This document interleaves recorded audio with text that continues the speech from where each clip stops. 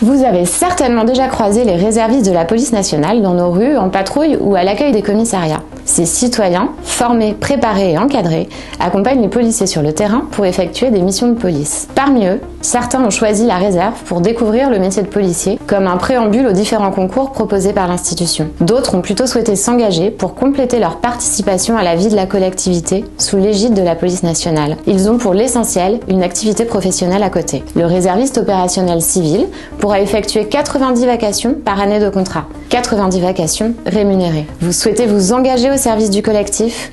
Rejoignez la réserve opérationnelle de la police nationale. Pour plus d'informations, consultez le site internet qui s'affiche ici.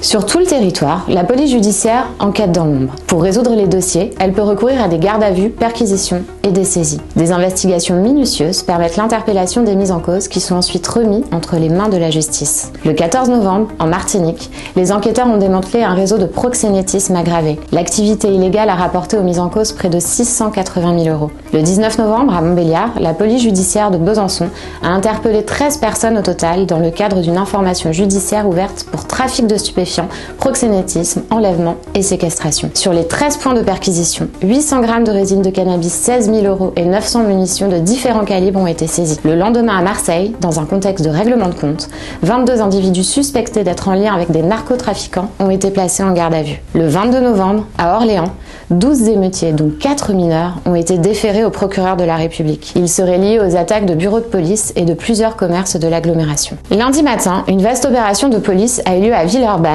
dans la banlieue de Lyon, plus précisément dans le quartier du Tonkin, où se sont produits plusieurs règlements de compte. Début novembre, les habitants avaient subi 3 fusillades en 5 jours. 2 d'entre elles avaient eu lieu en plein jour et à proximité d'écoles. Depuis ces événements, le dispositif policier a été renforcé et l'opération d'hier s'inscrit pleinement dans ce renfort. Lundi, ce sont près de 200 agents de la sécurité publique du Rhône, accompagnés d'une unité du RAID, de la nouvelle CRS 83 et d'unités cynophiles qui ont investi le quartier au lever du jour. 15 personnes, toutes soupçonnées de trafic de stupéfiants, ont été interpellées. L'enquête, ouverte en juillet 2023, a permis de cibler ces individus, organisateurs, nourrices, livreurs ou encore revendeurs. En matière de stupéfiants, les gardes à vue peuvent durer jusqu'à 96 heures.